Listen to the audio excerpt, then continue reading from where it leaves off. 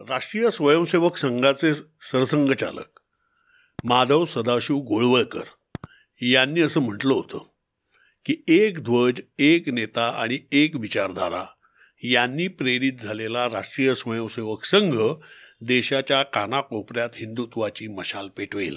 भारतीय संविधानामध्ये प्राचीन भारतातील राज्यघटनेचा उल्लेख नाही. स्पार्टा असो की पर्शिया, त्याच्या कित्येक वर्ष आधी मनुस्मृती लिहिण्यात आलेली होती असं नोंदवून ऑर्गनायझर या संघाच्या मुखपत्राने 30 नोव्हेंबर 1949 रोजी असं भारतीय राज्यघटनेची जी प्रक्रिया सुरू होती त्याच्यावर टीका केलेली होती. होय, मी हिंदू राष्ट्रवादी आहे असं विधान भारताच्या इतिहासामध्ये एकाच मुख्यमंत्र्याने केलं आणि ते म्हणजे नरेंद्र मोदी. 12 जुलै 2013 रोजी रॉयटर्स या वृत्तसंस्थेला दिलेल्या मुलाखतीत त्यांनी हे विधान केलेलं होतं. आता हे मी सगळं जुनं सांगतोय असं नाही, तर आत्ताच म्हणजे 15 ऑगस्ट 2023 म्हणजे आपण जो स्वातंत्र्य दिन साजरा केला त्या दिवशी द मिंट या वर्तमानपत्रामध्ये नरेंद्र मोदी यांनी नेमलेल्या आर्थिक सल्लागार समितीचे अध्यक्ष बिबेक देबरॉय यांनी एक लेख लिहिला आणि त्या लेखामध्ये नव्या संविधानाची मागणी करण्यात आलेली आहे.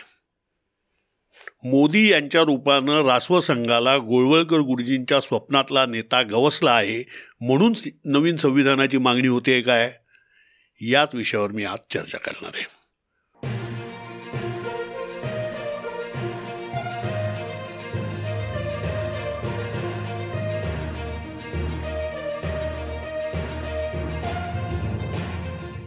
नमस्कार, द सुनील तांबे शोमध्ये आपलं स्वागत आहे.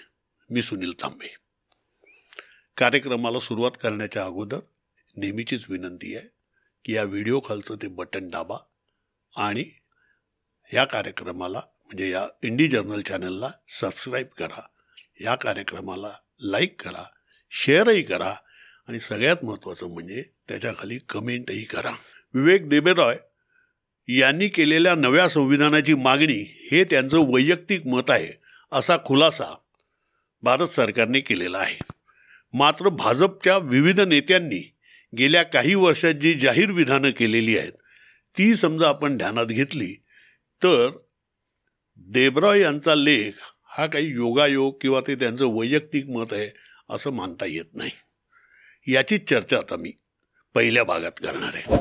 2017 तत्कालीन केंद्रीय राज्यमंत्री अनंत हेगडे यांनी म्हणजे कर्नाटकात असं जाहीरपणे म्हटलं की भारतीय संविधान बदलण्यासाठीच भाजप सत्तेवर आलेला आहे आणि नजीकच्या काळात तसं घडेलही. कर्नाटकात कोप्पल येथील ब्राह्मण युवा परिषदेच्या कार्यक्रमात त्यांनी हे विधान केलेलं होतं. भाजपच्या हे मी सांगतोय 2017चं भाजपच्या राष्ट्रीय कार्यकारिणीचे सदस्य आणि केरळमधले त्यांचे पक्षाचे ज्येष्ठ नेते PK कृष्णदास यांनी 10 जुलै 2022 रोजी असं जाहीर केलं की गोळवळकर गुरुजींच्या विचारधारेची अंमलबजावणी करण्याला आपला भारतीय जनता पक्ष बांधील आहे आणि हे आम्ही करणारच. भारतीय राज्यघटनेतील युनियन ऑफ स्टेट्स या शब्दप्रयोगाला त्यांनी आक्षेप घेतला होता आणि त्यांनी म्हटलं की युनियन ऑफ स्टेट वगैरे काही नाही आहे, काश्मीरपासून कन्याकुमारीपर्यंत एकच देश आहे. विविध राज्यांचा संघ म्हणजे भारत ही भारतीय राज्यघटनेची धारणा चुकीची आहे. समाजवाद ही एक पाश्चात्य संकल्पना आहे आणि ती भारताला अनुरूप नाही असंही त्यांनी म्हटलं. त्यांचा रोख अर्थातच भारतीय राज्यघटनेच्या उद्देशिकेवर होता, म्हणजे ज्याला आपण प्रिॲम्बल म्हणतो. आत्ता म्हणजे या महिन्यातच राजधानी दिल्लीतील प्रशासकीय अधिकाऱ्यांच्या नियुक्त्या आणि बदल्यांसंबंधीचे अधिकार दिल्ली सरकारचे की केंद्र सरकारचे असा प्रश्न उपस्थित झाला होता. सर्वोच्च न्यायालयाने हे जे काही अधिकार आहेत हे राज्य सरकारचे आहेत असा निर्वाळा दिला, परंतु संविधानाचा हवाला देऊन हे अधिकार केंद्राकडेच राहतील असा अध्यादेश केंद्र सरकारने काढला आणि या अध्यादेशाचं विधेयकात रूपांतर करण्याचं जी प्रक्रिया असते म्हणजे त्याचं जे विधेयक मांडायला लागतं हे विधेयक संसदेच्या पावसाळी अधिवेशनात मांडण्यात आलं. त्यावेळेला म्हणजे पहिल्यांदाच म्हणजे खरं तर म्हणजे विधेयकाच्या बाजूनी पहिल्यांदा म्हणजे गेल्या 3 वर्षात सर्वात पहिल्यांदाच आपले माजी सरन्यायाधीश जे आहेत भारताचे रंजन गोगोई हे राज्यसभेमध्ये बोलायला उभे राहिले. त्यांनी या विधेयकाला पाठिंबा दिला. त्यावेळेला ते जे काय बोलले ते खूप महत्त्वाचं आहे. ते असं म्हणाले, अँड आय कोट, म्हणजे त्यांना कोटच करतो, हे विधेयक घटनेच्या मूलभूत चौकटीला धक्का लावतं का? देशाचे माजी सॉलिसिटर जनरल अंध्या रुजिना यांनी केशवानंद भारती खटल्यावर एक पुस्तक लिहिलं आहे. ते पुस्तक वाचल्यावर माझं असं मत झालं आहे की न्यायशास्त्राच्या मूलभूत तत्वांचा विचार करता संविधानाचा मूळ पाया असलेल्या तत्वप्रणालीबाबत मतमतांतरे असू शकतात. दिनांक 8 ऑगस्ट 2023 रोजी राज्यसभेत केलेल्या पहिल्याच भाषणात माजी सरन्यायाधीशांनी राज्यघटनेच्या मूलभूत पायाबाबतच प्रश्नचिन्ह उपस्थित केलं आहे. त्यानंतर म्हणजे जवळपास 8 ऑगस्ट त्यांचं भाषण आहे, 8 आणि 7 15 आठवड्याभरातच बिबेक देबरॉय यांचा लेख येतो आणि त्या लेखामध्ये ते नव्या संविधानाची मागणी करतात. भारतीय संविधानाच्या निर्मितीची प्रक्रिया सुरू होती तेव्हापासूनच संघ परिवार भारतीय संविधानाचा टीकाकार होता. संघाचं मुखपत्र असलेल्या ऑर्गनायझरने तर मनुस्मृतीचा हवाला देऊन घटना परिषदेवर टीका केलेली होती. नरेंद्र मोदी पंतप्रधान झाल्यानंतर त्यांच्या मंत्रिमंडळातले मंत्री, पक्षाचे ज्येष्ठ नेते म्हणजे अगदी कार्यकारिणीचे सदस्य हे सगळेच जण असं सांगतायत की आम्ही संविधानात बदल करण्यासाठीच सत्तेवर आलेलो आहोत. आणखीन एक मुद्दा लक्षात घ्या, तो म्हणजे नरेंद्र मोदी पंतप्रधान झाल्यानंतर, लक्षात घ्या वाजपेयींच्या काळात हे नव्हतं, वाजपेयी आणि मोदी काळातला मोठा फरक आहे. नरेंद्र मोदी पंतप्रधान झाल्यानंतर भारतीय स्वातंत्र्य लढ्याची हेटाळणी करणं, तो नाकारणं याला सुरुवात झाली. म्हणजे अनेक सेलिब्रिटीजनी पण असं म्हटलं आणि त्यानंतर सोशल माध्यमातही अशी चर्चा सुरू झाली की 2014 सालीच भारताला स्वातंत्र्य मिळालेलं आहे. गेल्या 70-75 वर्षात भारतामध्ये काहीही घडलेलं नाही आणि आता मोदींपासूनच भारताची जणू काही सुरुवात झालेली आहे. अशा प्रकारचं वातावरण तयार करण्यात आलं. या सगळ्या पार्श्वभूमीवरती म्हणजे आणि हे तर आपल्याला माहितीच आहे की नथुराम गोडसेचं उदात्तीकरण किती करण्यात आलं, त्याचं मंदिर बांधण्याची पर्यंतही लोक गेले. त्याच्याशिवाय आणखी म्हणजे त्याची ही तर झालेल्याच गोष्टी आपल्याला माहितीच आहेत या सगळ्या. तर मुद्दा त्यातला असा असतो की ह्या म्हणजे एका बाजूला भारतीय स्वातंत्र्य लढ्याचा जो वारसा आहे तो नाकारायचा, तो इतिहास काय म्हणायचं, इतिहास नाकारतं म्हणजे इतिहासाला त्यावर किंमत द्यायची नाही आणि नरेंद्र मोदींना मोठं करायचं आणि जणू काही आम्हाला ह्या सगळ्या संविधानामध्ये म्हणजे भारताचा पाया जो आधुनिक भारतीय राष्ट्रराज्याचा जो पाया आहे तोच बदलण्यासाठी जनतेने आम्हाला निवडून दिलेला आहे अशा प्रकारचा एक देखावा निर्माण करायचा आणि त्याच्यामधून मग हे येत आहे. म्हणजे मगाशी मी म्हटलं ना की ते आपले अनंत कुमार असतील, त्यानंतर कृष्णदास असतील, त्यानंतर आपले रंजन गोगोई असतील किंवा आता बिबेक देबरॉय असतील, हे सगळे कसली तयारी करत आहेत?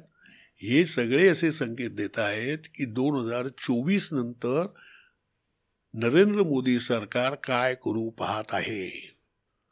तुम्ही लक्षात घ्या, त्यांनी जे भाषण केलं ना ह्या आपल्या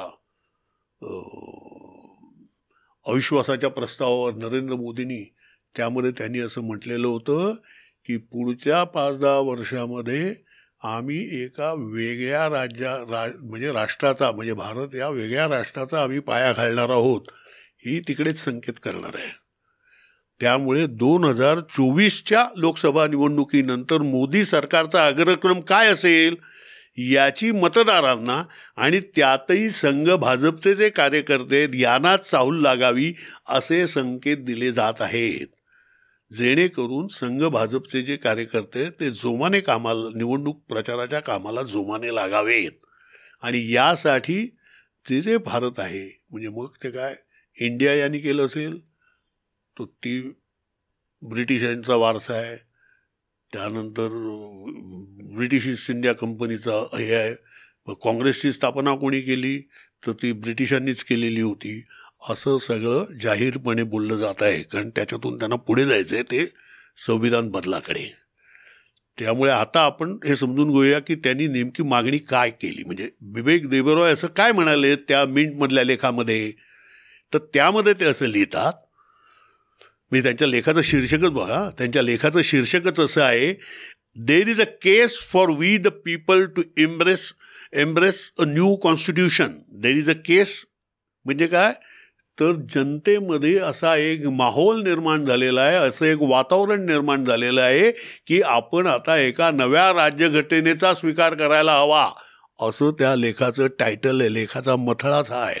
अशी ती आहे. म्हणजे केवळ ते त्यांचं मत नाही आहे, ते असं सांगतायत की मला हे दिसतंय जनतेमध्ये असं आहे निर्माण झालेलं, असं ते सांगतायत म्हणजे त्या मथळ्यामध्येच. तर त्यांचे कोणते आहेत मुद्दे, मी सगळा लेख सांगत नाही पण ते महत्त्वाचे मुद्दे तर बघायलाच पाहिजेत आपल्याला. तर 1950 वारसा मिळणे, त्यांनी असं म्हटलेलं आहे, 1950 वारसा म्हणून मिळालेली राज्यघटना आता आमच्याकडे नाही आहे. त्यात बदल केले जातात पण ते नेहमीच चांगल्यासाठी केले जातात असं नाही. आणि 1973 आम्हाला असं सांगण्यात आलं आहे की संविधानाची मूलभूत चौकट बदलली जाऊ शकत नाही. भलेही लोकशाही संसदेच्या माध्यमातून काहीही हवं असलं तरीही संविधानाची रचना बदलण्यात येणार नाही असं. आणि मला समजलंय, ते पुन्हा सांगतात, मला समजलंय त्याप्रमाणे 1973चा निकाल सध्याच्या घटनेतील दुरुस्त्यांना लागू होतो, पण जर का घटनाच नवीन असेल तर त्याला हा नियम लागू होणार नाही. त्यामुळे आणि त्याच्या पुढे जाऊन ते असं म्हणतात की भारतीय राज्यघटना मुख्यत्वे 1935च्या भारत सरकारच्या कायद्यावर आधारित आहे, इंडियन इंडिपेंडन्स ॲक्ट, जो ब्रिटिश पार्लमेंटने पास केलेला होता, याच्यावर आधारित आहे. आणि याचा अर्थ हा वारसा वसाहतवादी आहे असा निष्कर्ष त्यांनी काढलेला आहे. आता याच्यामध्ये त्याच्या पुढे त्यांनी आणखीन एक पुस्ती जोडलेली, म्हणजे अनेक आहेत, त्याच्यातला एक मुद्दा असा आहे की राज्यघटनेच्या प्रास्ताविकेतील समाजवादी, धर्मनिरपेक्ष, लोकशाही, न्याय, स्वातंत्र्य आणि समता या शब्दांना आता काय अर्थ आहे असं ते बोलतात, असं त्यांनी स्वच्छ म्हटलेलं आहे. नरेंद्र मोदी सत्तेत आल्यानंतर स्वातंत्र्य लढ्याचा वारसा पुसून टाकण्याची प्रक्रिया वेगवान झाली. 2014 सालीच भारताला स्वातंत्र्य मिळू लागलंय अशा प्रकारचा प्रचार होऊ लागला. त्याच्यानंतर म्हणजे महात्मा गांधींच्या खुन्याचं तर उदात्तीकरण होऊ लागलंच, पण त्याचबरोबर बलात्कारी आणि खुनी यांचे सत्कार होऊ लागले. त्यांच्या अपत्यांना भारतीय जनता पक्षाची उमेदवारी मिळू लागली. याच प्रक्रियेला म्हणजे ही जी लोकप्रियता नरेंद्र मोदींची आहे त्याचा असा वापर करत पुढे आपलं संविधानच बदलायचं याचं कारस्थान हे सुरू आहे. आणि त्याचा एक भाग म्हणून बिबेक देबरॉय यांच्या लेखाकडे बघायला हवं. भाजपला संविधान का बदलायचं आहे आणि नवीन संविधानाचं रूप काय असेल या विषयावर मराठी माध्यमांनी वा मराठी विचारवंतांनी वा अभ्यासकांनी फारशी चर्चा केल्याचं माझ्या तरी वाचनात नाही. इंग्रजी आणि हिंदीमध्ये ताबडतोब चर्चा सुरू झाल्या, पण मराठीमध्ये मात्र मला असं वाटतं की ते सगळ्यांचं वाचून झाल्यानंतर मग काहीतरी ते लिहायला लागतील असं वाटतंय. आता जेव्हा ब्रिटिश संसदेचा कायदा जो आहे तो 1935 म्हणजे ते असं म्हणताय तर देबरॉय की तेव्हा ही आपला हा राज्यघटना म्हणजे घटना परिषदेची सुरुवात झाली आणि त्यामुळे तो वासाधिक वारसा आहे. वस्तुस्थिती काय आहे? वस्तुस्थिती अशी आहे की भारतीय कम्युनिस्ट चळवळीचे म्हणजे अनेक होते, पण त्याच्यापैकी एक प्रमुख जनक ज्यांना म्हटलं जातं ते होते डॉक्टर मानवेंद्रनाथ रॉय. तर मानवेंद्रनाथ रॉय यांनी घटना परिषदेची मागणी 1935 साली केली होती आणि त्यावेळेला अर्थातच स्वातंत्र्याला हा काँग्रेसच्या नेतृत्वाखाली लढवला जात होता, त्यामुळे या मागणीचा पाठपुरावा काँग्रेस करणार हे उघड होतं. 1940 साली भारत सरकारने म्हणजे त्यावेळेच्या ब्रिटिश सरकारने त्याला म्हणजे ब्रिटिशांचं पण एक ब्रिटिश सरकार ब्रिटनचं होतं तसं भारतामध्ये भारत सरकार होतं, जरी ते ब्रिटिशांचं असलं तरी. तर त्या भारत सरकारने 1940 साली त्याला मान्यता दिली. म्हणजे लक्षात घ्या ती पहिली मागणी कोण करताय तर मानवेंद्रनाथ रॉय. मानवेंद्रनाथ रॉय कोण? तर कम्युनिस्ट चळवळीचे जनक भारतातल्या ते मानवेंद्रनाथ रॉय याच्यामध्ये होते. मेक्सिकोमध्ये जी कम्युनिस्ट क्रांती झाली तिकडे ते परिवर्तन झालं त्याच्यामध्ये ते होते. मेक्सिकोमधनं ते कम्युनिस्ट इंटरनॅशनलवरती प्रतिनिधी म्हणून गेलेले होते आणि त्यांनी लेनिनशी वाद घातलेला होता असे ते. आणि त्यानंतर ते भारतात आले होते आणि पुढे त्यांना अटकही झाली. तो मुद्दा वेगळा, म्हणजे ते तर इतिहास वेगळा. पण तो मुद्दा असा की मानवेंद्रनाथ रॉय यांनी मागणी केलेली होती, त्या मागणीचा पाठपुरावा काँग्रेसने केलेला होता आणि त्याच्यानंतर मग ब्रिटिश सरकारने ती मागणी मान्य केलेली आहे आणि ती 1940 साली. आणि घटना परिषदेची स्थापना झाली 1946 साली. त्यावेळेला जवळपास 300 सदस्य घटना समितीत होते आणि घटना समितीमधल्या वेगवेगळ्या विषयांचे, म्हणजे त्याच्यामध्ये मूलभूत अधिकार आहे, केंद्र राज्य संबंध आहे, त्यानंतर अल्पसंख्याक कोण, त्यांचे अधिकार काय, त्यानंतर आदिवासींचे अधिकार कोणते, त्यानंतर आदिवासींमधले कुठे नॉर्थ ईस्टमधले आदिवासी वेगळे, नॉर्थ वेस्ट फ्रंटियर प्रॉव्हिन्समधले आदिवासी वेगळे, त्यानंतर बाकीच्या ज्याला आपण मध्य भारत म्हणू किंवा बाकीचा भारत म्हणू त्या भारतातले आदिवासी वेगळे, यांचे अधिकार काय काय असतील, या सगळ्याचा विचार करण्यासाठी वेगवेगळ्या 13 समित्या स्थापन करण्यात आलेल्या होत्या.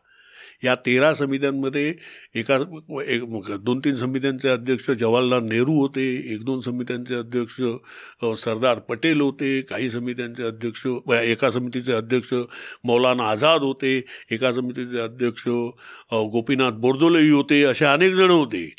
त्यानंतर या सगळ्या समित्यांनी विचार केला आहे आणि त्याच्यानंतर मग 1947 साली ड्राफ्टिंग समिती स्थापन झाली, म्हणजे मसुदा समिती, आणि त्याचे अध्यक्ष होते डॉक्टर बाबासाहेब आंबेडकर. आता ही सगळी माणसं जी होती, आणि या घटना परिषदेचे अध्यक्ष होते डॉक्टर राजेंद्र प्रसाद. आता ही सगळी माणसं जी होती यांनी, म्हणजे नुसतं याचं समजा बघितलं आंबेडकरांच्या मसुदा समितीचं, तर मसुदा समितीपुढे एकंदर 7,635 दुरुस्त्या, अमेंडमेंट सुचवण्यात आलेल्या होत्या आणि त्यातल्या जवळपास 2,400 काहीतरी अशा दुरुस्त्या होत्या. त्याच्यावरती मतदान घेण्यात आलं.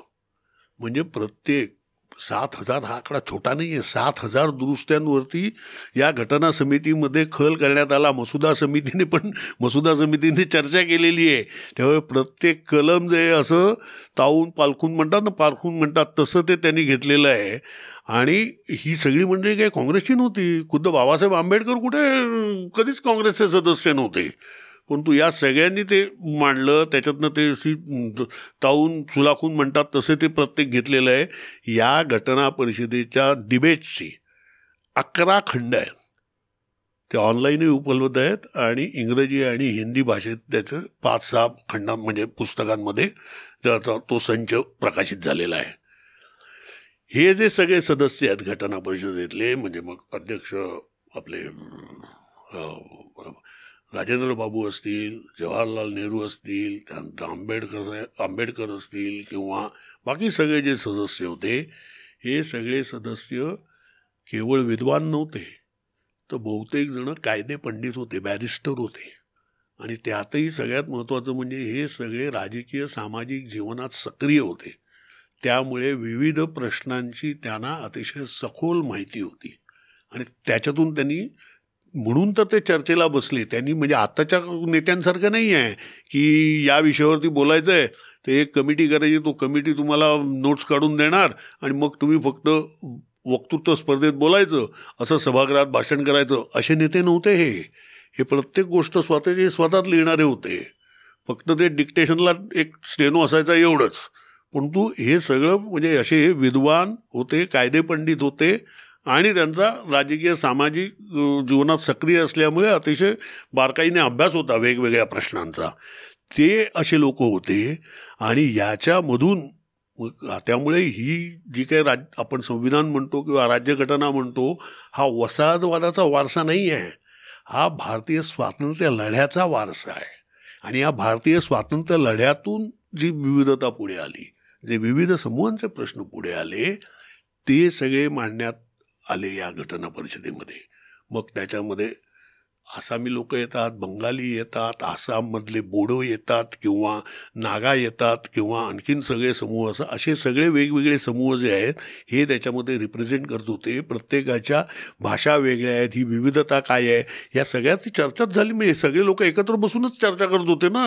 आणि त्यामुळे आपल्या राज्यघटनेत असं आहे की it is union of India. Union of India म्हणजे काय की इकडचे ज्या सगळ्या संस्कृती आहेत या एकमेकांशी एकात्म झालेल्या आहेत, म्हणून ते युनियन ऑफ इंडिया आहे. म्हणून भारत हे फेडरल स्टेट नाही आहे. अमेरिकेमध्ये फेडरल स्टेट आहे, प्रत्येक राज्याला फुटून निघण्याचा अधिकार आहे. भारतीय राज्यघटनेत अशी तरतूद आहे की नवीन राज्याचीही निर्मिती होऊ शकेल, परंतु भारत हा काही राज्यांचं फेडरेशन नाही आहे.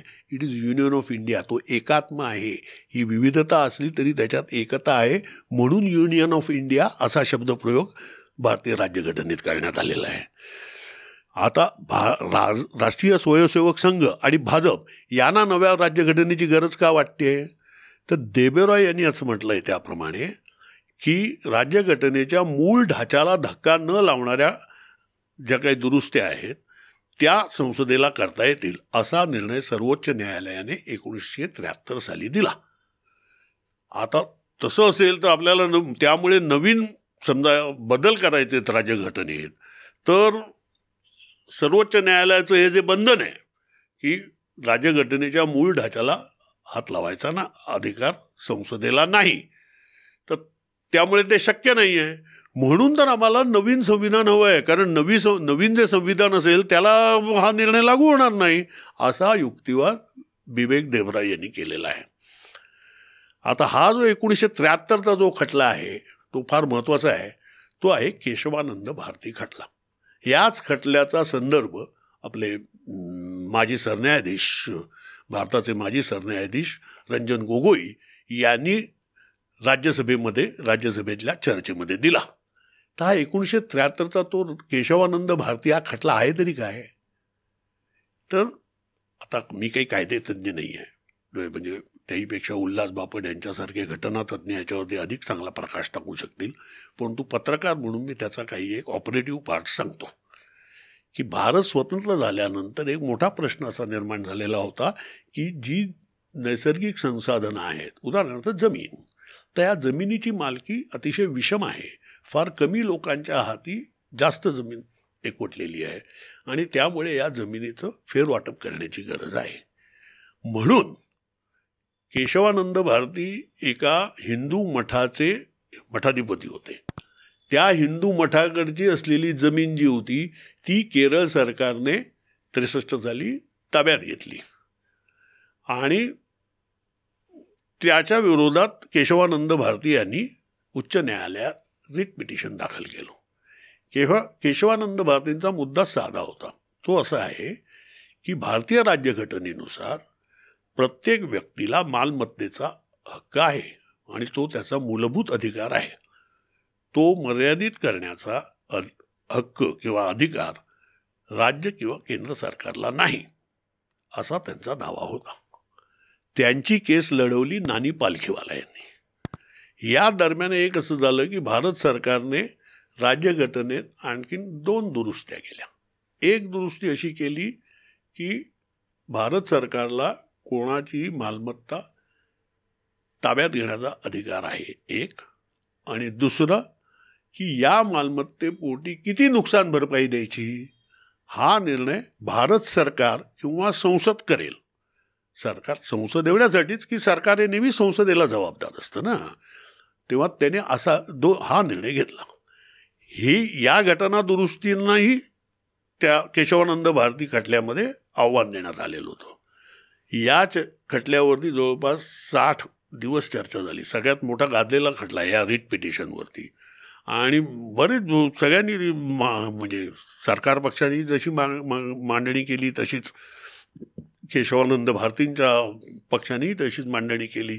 राज्याच्या घटना काय आहेत, मूलभूत अधिकार काय आहेत, संसदेचे अधिकार काय आहेत, याची अतिशय सखोल चर्चा या खटल्यामध्ये झाली. आणि याच्यावरती निर्णय देताना सर्वोच्च न्यायालयाने अतिशय ज्याला असं म्हणता येईल क्रिएटिव्ह निर्णय दिला असं त्याचं वर्णन केलं जातं. तो क्रिएटिव्ह यासाठी की सर्वोच्च न्यायालयाने एकतर ही गोष्ट मान्य केली की केशवानंद भारती म्हणजे मालमत्ता ताब्यात घेण्याचा अधिकार सरकारला आहे, त्याच्यापुढे नुकसान भरपाई किती द्यायची हेही सरकार ठरवू, हे जे सरकारचं म्हणणं आहे ते सरकार ठरवेल. या दोन्ही दुरुस्त्यांना सर्वोच्च न्यायालयाने हिरवा कंदील दिला. मात्र एक मेख मारून ठेवली, ती अशी की राज्यघटनेमध्ये दुरुस्त्या करण्याचा अधिकार संसदेला आहे, परंतु राज्यघटनेच्या मूलभूत ढाच्याला धक्का लागेल अशी कोणतीही घटना दुरुस्ती संसदेला करता येणार नाही. म्हणजे सर्वोच्च न्यायालयाने काय केलं, एक गोष्ट अशी केली की आर्थिक आणि सामाजिक न्याय देण्याबद्दल जी काय त्याच्यामधला जो अडसर होता तो दूर केला, आणि दुसरीकडे संसदेचं स्वातंत्र्य मर्यादित केलं. राज्यघटनेमध्ये दुरुस्ती करण्याचं जे संसदेचं स्वातंत्र्य आहे, जो हक्क संसदेला आहे, तो त्यांनी मर्यादित केला. त्याच्यात असं म्हटलं की आता या मूलभूत पाया कोणता, मूलभूत विचारधारा कोणती आपल्या संविधानाची, तर त्याचे त्यांनी काही एक निकष दिलेले होते. मी आता त्या चर्चेत जात नाही कारण आपला विषय वेगळा आहे. परंतु त्यातनं मुद्दा असा झाला की हे जे आहे हे म्हणजे त्याच्यामुळेच असं ते बिबेक देवराय मागणी करतायत की नवीन संविधान म्हणून हवं आहे. कारण बिबेक देवरायना तो जो 1973चा जो सर्वोच्च न्यायालयाचा निर्णय आहे हा मोठा अडसर वाटतोय. म्हणजे सर्वोच्च न्यायालयाचा निर्णय किती दूरदर्शी होता ते आत्ता आपल्याला कळतंय. समजा त्यांनी तसा निर्णय दिला नसता तर आत्ता आहे या घटनेची मोडतोड करायलाही मोकळे झाले असते. त्यांनी तो तसा निर्णय दिला म्हणून यांना आत्ता हे काही करता येत नाही आहे, आणि म्हणून ते म्हणतात आम्हाला नवीन संविधान हवं आहे. बघा, म्हणजे तो सर्वोच्च न्यायालयाच्या याला आपण दाद दिलीच पाहिजे. 1973 साली झालेल्या निर्णयामुळे आत्ता मोदी सरकारवरती जरा काहीतरी एक लगाम आहे सर्वोच्च न्यायालयाचा, नाही तर तोही नसता. आता पुढचं हे म्हणतायत बिबेक देबरॉय असं म्हणतायत की संविधानाच्या उद्देशिकेतील सेक्युलरिझम आणि समाजवाद या याला काय अर्थ आहे, आता ते निरर्थक झालेले आहेत. समाजवाद निरर्थक झाला आहे, सेक्युलरिझम निरर्थक झाला आहे असं अनेक अर्थशास्त्री सांगतायत आणि असे अनेक विचारवंतही बोलू लागलेले आहेत. माझा मुद्दा तो नाही आहे. मुद्दा असा आहे की आपल्याला बहुजनांचं हित म्हणजे बहुजन हिताय आणि बहुजन सुखाय या बुद्धाच्या उपदेशाप्रमाणे किंवा त्याच्या संदेशाप्रमाणे काम करायचं असेल तर देशातल्या भुकेचा प्रश्न सोडवायचा आहे की नाही. देशामध्ये भूक बळी पडतील अशी भीषण परिस्थिती जेव्हा होती त्यावेळेला कोणते भांडवलदार पुढे आले, कोणते कॉर्पोरेट पुढे आले गुंतवणूक करायला, कोणी नाही आलं. त्यावेळेला केंद्र सरकारला काय करायला लागलं, केंद्र सरकारला एक धोरण ठरवायला लागलं, कायदे कानून ठरवायला लागले, नव्या संस्था स्थापन करायला लागल्या आणि पायाभूत सुविधांमध्ये प्रचंड मोठी गुंतवणूक करायला लागली. या कोणत्या आहेत पायाभूत सुविधा? एक म्हणजे धरणं, भाकरा नांगल सारखी धरणं. त्यावेळेला त्याच्यामध्ये कोण कॉर्पोरेट येणार होते धरणं बांधायला? नव्हते ना, ते सरकारलाच करायला लागलं ना. त्यानंतर ती जी अधिक उत्पादन देणारी जी गव्हाचं वाण आहे ते मेक्सिकेतून आयात करायला लागलं. ते जे अधिक उत्पादन देणारं जे गव्हाचं वाण आहे त्या गव्हाचा रंग कसा असावा इथपासून सगळी चर्चा झालेली आणि त्यानुसार त्या वाणामध्ये बदल केलेत. आपले M.S. स्वामीनाथनच त्याच्यामध्ये होते. तर त्याच्यानुसार म्हणजे ते कस्टमाइज केलं बियाणं भारतीय लोकांच्या चवीनुसार. ते जे केलं ते करायला कोण होतं? तर भारत सरकार होतं. त्यानंतर ते नवीन बियाणं आणलं, ते विमानाने आणलं, त्याच्यामध्ये भारत सरकारने हजारो हे आणली, सॅपलिंग्स आणली तिकडनं. ती आणली कोणी? भारत सरकारने. त्यानंतर हे जे आता नवीन बियाणं आहे म्हणजे पहिला गहू एवढा उंच होता तो आता छोटी व्हरायटी डॉर्फ बुटकी गव्हाची व्हरायटी, तर त्याचं शेतीचं त्याचं संगोपनाचं तंत्र वेगळं असतं. मग ते शेतकऱ्यांपर्यंत कसं पोचवणार? तंत्रज्ञान वेगळं आहे. तर त्यासाठी कृषी विस्तार विभाग, ॲग्रिकल्चर एक्सटेन्शन मिनिस्ट्री ही स्थापन करण्यात आली. बघा काय काय केलं त्याच्यासाठी. कृषी म्हणजे ही एक वेगळी संस्था तयार करण्यात आली. बरं त्यांनी ते तिथपर्यंत नेलं, शेतकऱ्यांना सगळं हे दिलं. मग आता पुढे शेतकऱ्यांनी उत्पादन काढलं, म्हणजे पाणी मिळालं, नवीन बियाणं मिळालं, त्यांना नवीन तंत्रज्ञान मिळालं. आता उत्पादन करणार, तर मग उत्पादन का करावं शेतकऱ्यांनी? तर त्यासाठी त्यांना बाबा किमान हे मिळेल, आधारभूत किंमत मिळेल. यासाठी ती किमान आधारभूत किंमत ठरवायला हवी. ती कोणी ठरवायची? तर त्याच्यासाठी कृषी मूल्य आयोग किंवा ॲग्रिकल्चर कॉस्ट प्राईस कमिशनची स्थापना करण्यात आली. मग त्यांनी निश्चित केलेल्या किमतीनुसार सरकार ते खरेदी करेल, म्हणजे किमान आधारभूत किमतीने सरकार गहू खरेदी करेल. मग तो खरेदी करेल, मग कसा करेल खरेदी? कोणी सरकारने, म्हणजे कोणी करायचा खरेदी? म्हणून मग भारतीय अन्न महामंडळ, फूड कॉर्पोरेशन ऑफ इंडियाची स्थापना करण्यात आली. बरं, फूड कॉर्पोरेशन ऑफ इंडियाने हा सगळा गहू खरेदी केला, पण आता ते जे भुकेलेले नागरिक आहेत, जी गोरगरीब जनता आहे, त्यांच्यापर्यंत कसा पोचवायचा? तर त्यासाठी शिधा वाटप यंत्रणा, म्हणजे रेशनिंगची जी सिस्टीम होती त्याच्यामार्फत तो पोचवायचा.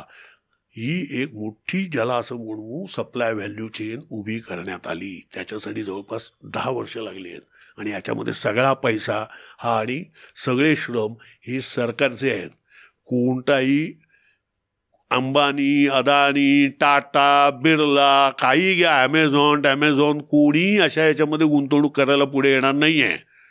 कारण या प्रकारचे जे प्रोजेक्ट्स असतात याच्यामध्ये सरकारनेच गुंतवणूक करायला लागते. आणि यालाच समाजवाद म्हणतात. समाजवाद म्हणजे कुठचे काय सगळ्यांचं नॅशनलायझेशन करा आणि मार्केट ताब्यात घ्या असं नाही आहे. समाजवाद याचा अर्थच मुळे असा आहे की जिकडे तिकडे सरकारने हा मार्केटमध्ये, उत्पादनामध्ये लोकहितासाठी हस्तक्षेप करणं, यालाच समाजवाद म्हणतात. मग याला यांचा का विरोध आहे? कारण जे काही सरकारी, म्हणजे लोकांच्या पैशातून ज्या कोणत्या संस्था तयार झालेल्या आहेत, या सगळ्या संस्था आणि कंपन्या भांडवलदारांच्या ताब्यात देण्याची नीती मोदी सरकारची आहे. म्हणून ते असं म्हणतात त्यांना त्या समाजवाद हा शब्द नको आहे. तर हे लक्षात घ्या. हा समाजवाद केवळ हा काय नेहरूंचा समाजवाद आहे, अमक्याचा समाजवाद आहे, हा मुद्दा नाही आहे. त्याच्यामधून भारतातील शेतकऱ्यांची उपासमारी, शेतकऱ्यांची म्हणजे दारिद्र्य होतं ते फिटलं, आणि दुसरीकडे भारतातल्या गोरगरिबाला खायला मिळालं, तो समाजवाद आहे. हा समाजवाद नेहरूंचा नाही आहे. हा समाजवाद ॲक्च्युली तो नेहरूंचा नाहीच आहे. ते केली, हरित क्रांती केली ती शास्त्रींनी केली आहे, पण तो काँग्रेसचाही समाजवाद नाही आहे. हा समाजवाद सगळ्या लोकांसाठी होता. म्हणूनच ना, मग त्या समाजवादाचं म्हणजे म्हणून त्याला अर्थ आहे त्या राज्यघटनेत. तो का आहे शब्द? तो म्हणून आहे. सेक्युलरिझमबद्दलही तेच आहे, वेगळं नाही आहे. म्हणजे आपण जेव्हा असं म्हणतो अल्पसंख्याक म्हणजे लाड करू नका, म्हणजे अल्पसंख्याक म्हणजे काय? भारतीय राज्यघटनेनुसार 2 प्रकारचे लोक, 2 अल्पसंख्याक मानले जातात. एक आहेत धार्मिक, दुसरे आहेत भाषिक. धार्मिक अल्पसंख्याक म्हटलं तर आपण फक्त ते काय मुस्लिम, शीख, बौद्ध, ख्रिश्चन यांच्याबद्दल बोलू. पण तू भाषिक अल्पसंख्याक म्हटलं तर सर्वाधिक, आणि दोन्ही अल्पसंख्याकांचे अधिकार एकच आहेत ना भारतीय राज्यघटनेत, ते वेगळे नाही आहेत. धार्मिक अल्पसंख्याकांचे हे अधिकार आहेत आणि भाषिक अल्पसंख्याकांचे हे अधिकार आहेत असं नाही आहे राज्यघटनेत. अल्पसंख्याकांचे कोणते अधिकार आहेत, आणि ते दोघांनाही सारखे आहेत. त्यामुळे सर्वाधिक फायदा अल्पसंख्याक असल्याचा हा भारतीय म्हणजे हिंदूंना मिळतो, कारण ते भाषिक अल्पसंख्याक ठरतात. उदाहरणार्थ उत्तर प्रदेशातले जे हिंदी भाषिक आहेत हे तमिळनाडूमध्ये अल्पसंख्याक ठरतात तमिळ भाषिकांमध्ये. त्यानंतर महाराष्ट्रामध्ये गुजराती अल्पसंख्याक ठरतात, कर्नाटकामध्ये मराठी अल्पसंख्याक ठरतात, असं ते सगळं. त्यामुळे हे या सगळ्या अल्पसंख्याक सगळ्यांना सरकारी अनुदान बिनुदान, त्यांच्या शाळा बिळा सगळं चालूच आहे की. परंतु हे मुद्दामून गुमराह करायला, दिशाभूल करायला, मुद्दामून मुसलमानांचा विषय काढायचा, आणि म्हणून सेक्युलरिझम नको आहे असं लोकांना सांगायचं खोटं आहे. ते चुकीचं आहे.